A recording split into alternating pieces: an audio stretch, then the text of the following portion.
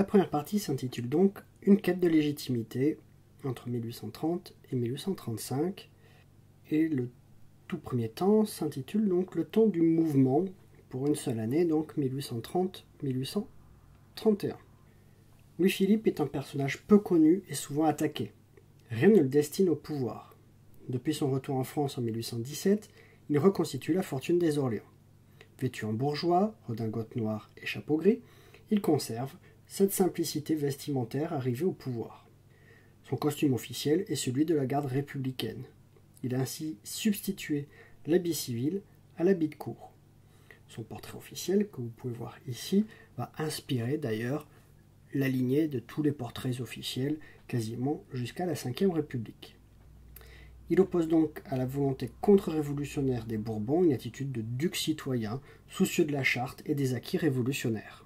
La victoire révolutionnaire a suscité une grande espérance parmi les libéraux et les républicains qui espèrent la victoire d'une véritable démocratie parlementaire. La charte est modifiée en 2 temps.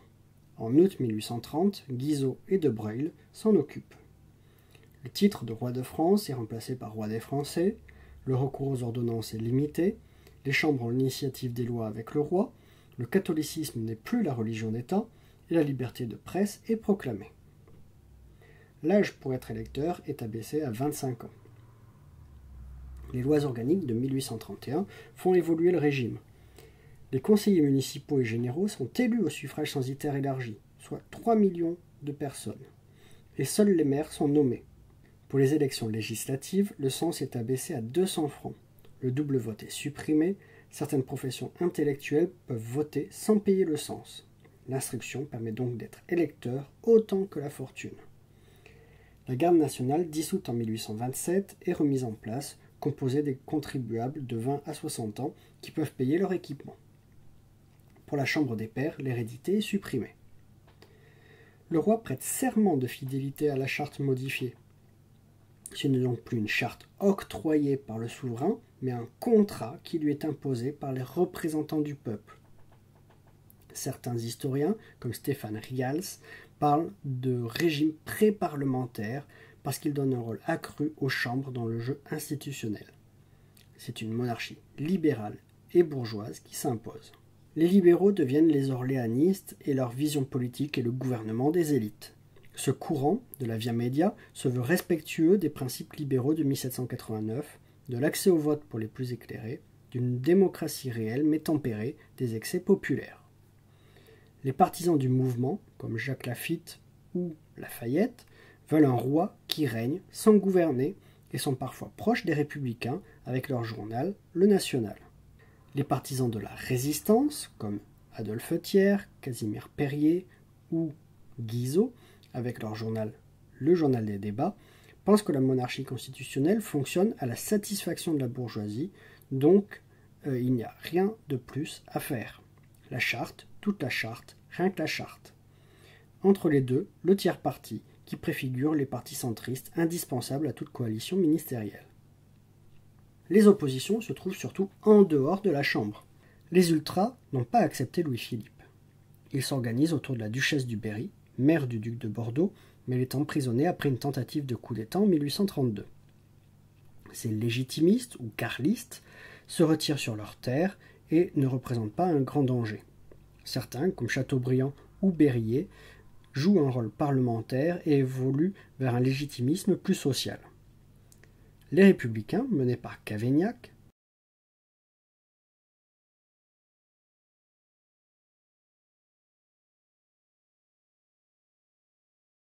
Raspail,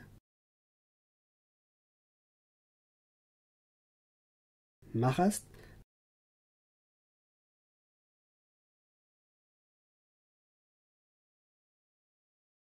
Garnier-Pagès,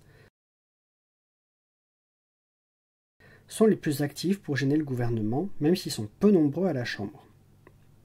Ils créent la Société des Amis du Peuple le 30 juillet 1830 et réclament la dissolution de la Chambre et des élections auxquelles le peuple pourrait participer. Mais une partie de la population continue de les associer à la terreur. Enfin, les bonapartistes sont également dans la clandestinité et n'ont pas d'idéologie. Après la mort du fils de Napoléon Ier en 1832, ils ont un chef en la personne de son neveu, Louis-Napoléon Bonaparte. Il bénéficie d'un courant de sympathie grandissant dans l'opinion publique. À l'automne 1830, le banquier Jacques Laffitte est à la tête du ministère et doit faire disparaître les vestiges de l'ancien pouvoir. Et pour tenir compte des aspirations démocratiques, Louis-Philippe lance une opération d'épuration de la haute administration et de l'armée. On a en gros 82 préfets sur 86 et 3615 maires qui sont remplacés. Paris connaît quelques mouvements d'émotion populaire, comme les manifestations en faveur de la Pologne insurgée, des troubles anticléricaux. Critiqué pour son laxisme face à ces insurrections, Jacques Laffitte est remplacé par un autre banquier, Casimir Perier, en mars 1831. C'est la fin de l'expérience du mouvement. Grand B, donc, le choix de la résistance et les années difficiles. Casimir Perier est un homme assez autoritaire. Il obtient la dissolution de la Chambre et une majorité confortable en juillet 1831. Il fait voter les lois organiques. Il fait intervenir l'armée contre la révolte des Canuts à Lyon en novembre 1831, ce qui entraîne les couches populaires urbaines vers les mouvements socialistes révolutionnaires naissants. Il est victime de l'épidémie de choléra qui sévit à Paris en mai 1832. Les complots légitimistes échouent en juin 1832.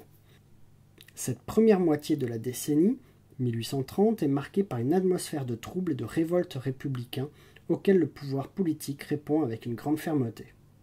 La révolte parisienne du 5 juin 1832 est la plus dangereuse. La population, victime du choléra dans les quartiers populaires, se révolte lors des obsèques du général Lamarque, figure de l'opposition. 2 jours de combat avec la garde nationale et une armée commandée par Louis-Philippe en personne permettent d'écraser l'émeute. Le bilan est très lourd. 150 morts, 500 blessés. L'état de siège n'est levé que le 9 août. La Société des Amis du Peuple est dissoute et 520 procès politiques, selon Jean-Claude Caron, ont lieu entre août 1830 et octobre 1834. Louis-Philippe nomme alors le maréchal Soult à la tête du gouvernement en octobre 1832. Malgré leurs échecs successifs, les républicains se réorganisent. Ils créent la Société des droits de l'homme en section de 20 personnes pour contourner le code pénal. Pour les combattre, le gouvernement vote en mars 1834 une loi interdisant les associations organisées en sections de moins de 20 personnes. En avril 1834, le procès de mutuellistes liés à la Société des droits de l'homme, qui ont lancé un mot d'ordre de grève à Lyon, entraîne un mouvement de soulèvement violent des canuts qui est réprimé dans le sang. Paris suit le mouvement, mais le mouvement est facilement écrasé, notamment par le massacre de la rue Transnonain, où tous les habitants d'un immeuble sont exécutés par l'armée le 14 avril. Les soldats massacrent les habitants d'une paisible maison bourgeoise, ce qui marque profondément les esprits. En mai 1834, disparaît Lafayette, le porte-drapeau des Républicains. L'opposition républicaine se réfugie dans la clandestinité et multiplie les attentats contre le roi. 7 entre 1835 et 1846, ce qui suscite une féroce répression. Les lois de septembre 1835 limitent la liberté de la presse et punissent l'utilisation du mot républicain. Les députés républicains, Arago et Ledru-Rollin, prennent le nom de radicaux. Le national pratique l'autocensure pour échapper aux poursuites judiciaires. Charles Philippon, le directeur du journal satirique La Caricature, est condamné pour avoir caricaturé le roi en forme de poire. Mais la large victoire de la majorité gouvernementale aux élections de juin 1834 marque l'appui à l'orientation conservatrice du régime. 320 députés contre une centaine d'opposants. Le défilé des ministères entre 1832 et 1836 fait de Louis-Philippe le seul élément stable de l'exécutif. Face à l'agitation qui menace le régime, il choisit des hommes autoritaires comme Casimir Perier de 1831 à 1832, puis Adolphe Thiers comme ministre de l'Intérieur de 1832 à 1836.